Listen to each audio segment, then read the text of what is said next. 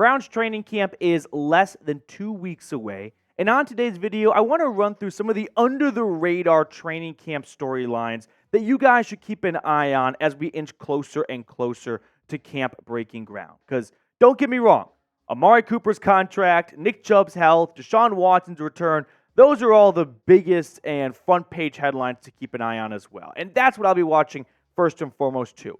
But if you're a little bit tired of these storylines and you're looking for some new ones that isn't really on, the number one path for the Browns training camp, this is the right video for you. So, first sleeper storyline I'm watching for is who's calling plays? This has been a question that has gone unanswered since the Browns introduced Ken Dorsey as their new offensive coordinator. Now, initially I thought Stefanski would hold on to the play calling duties. But as time goes on, it feels more and more likely that it will be Ken Dorsey. Now, I'm guessing the Browns are just waiting to announce this because they don't want other teams to know which type of offense to prepare for this year out of Cleveland. Although I'm not really sold on teams that play the Browns in weeks like 3, 4, and 5 already doing Browns offensive scouting. I'm sure they have plenty of stuff on their own to work with. But with every month that goes by, I feel like Ken Dorsey is more likely to become the OC because Kevin Stefanski could easily just come out and announce, I'm going to remain play caller for this team, but he hasn't. So what can we expect from a Ken Dorsey offense? That is a bit of a loaded question. There's a lot to it, but I want to simplify it. Let's look at the two play callers from a passing and rushing standpoint. Starting with the passing under Kevin Stefanski. As 4 years as the Browns head coach and play caller, the passing game has been mediocre. I don't think it's been one of the worst, but I don't think it's been one of the best. There has been some good seasons, 2020. Last year, the turnovers were not good, but 4,000 yards, the most out of any season with Stefanski as the play caller. 24 touchdowns, the second most. There were ups and downs last year, no doubt about it. But under Ken Dorsey, you could tell that he leans a lot more into the passing game. Now, having Josh Allen would help a ton with that. And I do think fans sometimes fall victim to, coach moves from one team to the other. Well, he's going to coach the next team the same way he coached the first team. No, coaches are smart, and they should lean into their strengths. And for the Bills, Josh Allen was a strength. And I don't think Ken Dorsey is going to come over and just bring his entire Buffalo Bills playbook into Cleveland. But I think you'll start to see similarities and tendencies. Now, let's look at the rushing attack under Stefanski. 4 seasons in, and I want you guys to pay extra close attention to the carries under Kevin Stefanski. 495, 485, 532, 518. Those are all backs for the Browns and quarterbacks. Now look at running backs specifically under Ken Dorsey, because a lot of people are wondering what will Nick Chubb's role look like with the new offensive coordinator. 306 carries to running backs in 2022. 401 in 2023, but keep in mind Ken Dorsey was fired about midway through the season, and there was a bit of a shift after Dorsey got the boot. But if anyone's wondering what Nick Chubb's usage could look like with Ken Dorsey calling plays compared to Kevin Stefanski, who he definitely benefited from. There were a lot of 12 personnel. That's 1 running back, 2 tight end set. It's a heavy run set and personnel grouping. My short answer for you is I don't think it's going to change all that much. Ken Dorsey's a smart guy. Last year, for example, the Bills used their first-round draft pick on a tight end. Now, up until that point, the Bills predominantly only used 1 tight end sets. But once they got 2 tight ends, with Dalton Kincaid being the first-round pick this season prior, or the draft prior, the Bills started to lean into 2 tight end sets a whole lot more. Ken Dorsey knows what he has in his offense, and he will try to maximize his best players. So with Nick Chubb in the backfield, I don't think Ken Dorsey's going to put him in a closet and lock the door and throw the key away just because in Buffalo he didn't rush the ball a ton. Well, in Buffalo, he didn't have Nick Chubb. I bet he would have rushed the ball a lot more if he had Nick Chubb. Now, before we look at the second storyline from training camp that just kind of flying under the radar a little bit, I want to tell everyone watching about our friends over at Mando. Summer is here, school is out, and if you are a bit more of an outdoorsy person in the summer months, get started with Mando today. It is clinically proven to control odor for 72 hours, making it your best friend this summer. Safe for the whole body, pits, package, feet, and everywhere in between. Stops odor before it starts. Available in 4 cologne quality scents. Bourbon Leather, Mount Fuji, Pro Sport, and Clover Woods.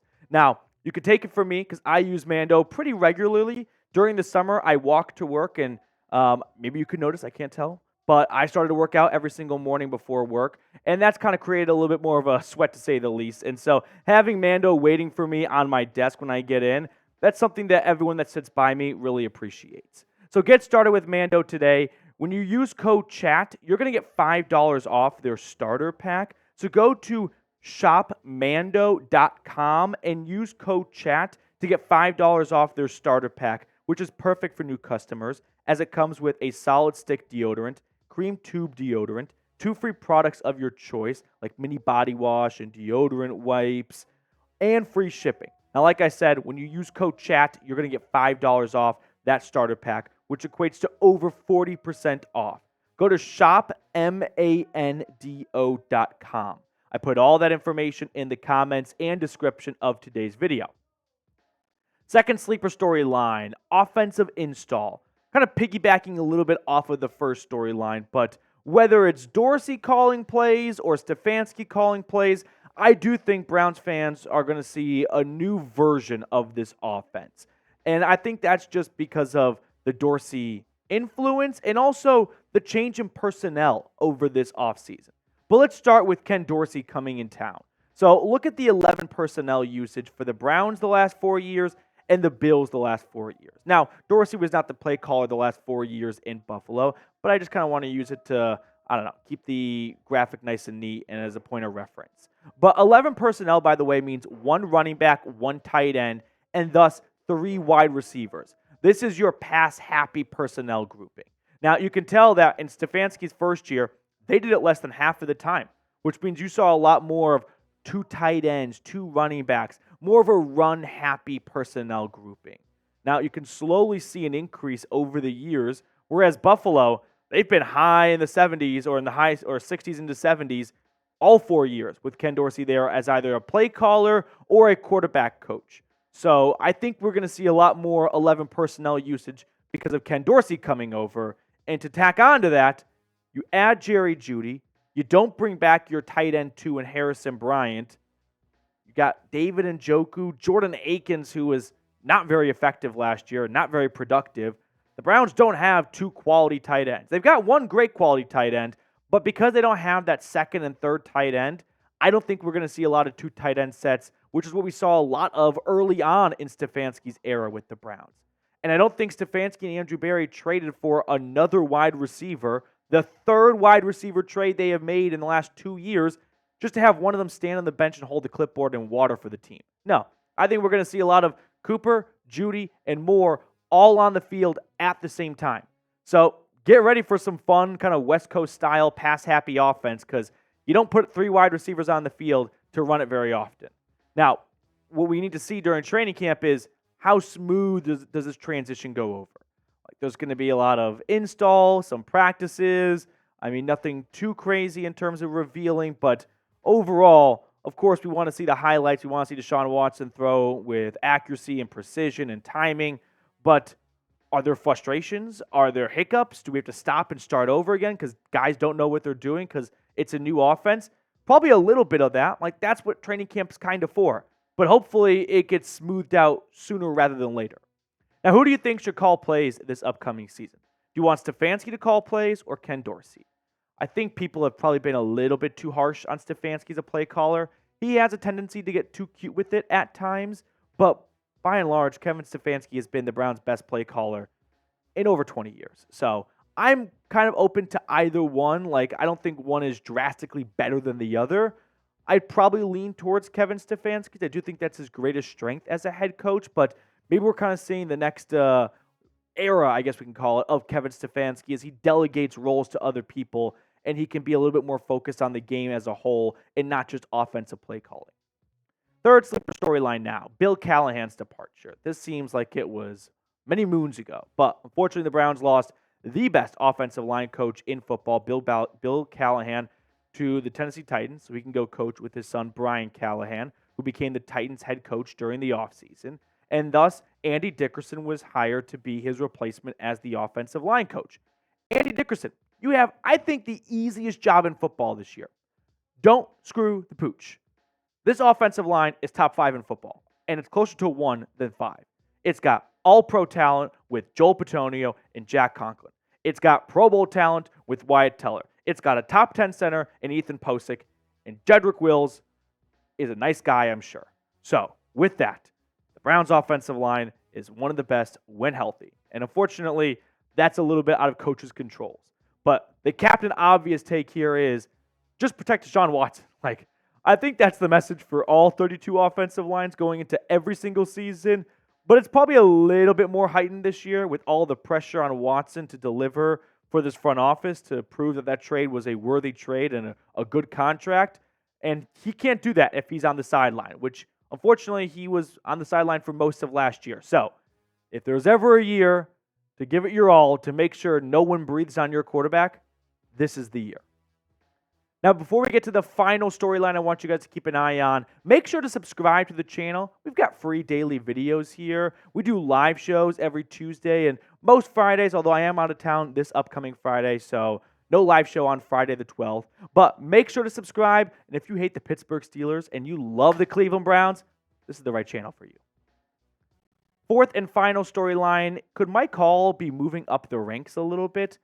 There's been, I wouldn't say buzz the last couple of weeks as they've all been on recess, but there's just been some more attention given to the Browns' second-round draft pick, Mike Hall, the defensive tackle from Ohio State, who enters one of the best defensive lines in football. Now, having Myles Garrett on any defensive line is going to make it one of the best defensive lines, but even when you look at the interior defensive line, which is where Mike Hall is going, it's a pretty established and proven veteran group. But can Mike Hall make some type of breakthrough in training camp? When the pick was made, along with the next pick, Zach Zinter, my initial reaction was they're likely going to be redshirt freshmen for this team because there's just so much depth at those positions. And I haven't wavered too much from that, but man, when you start to look a little bit deeper into Mike Hall and you start to see the potential and the flashes and the ceiling, and if he can put it all together, maybe he could push a veteran like Shelby Harris or Maurice Hurst or Quentin Jefferson for some meaningful snaps. Now for Hall, I think priority number 1 for him in training camp is stay healthy.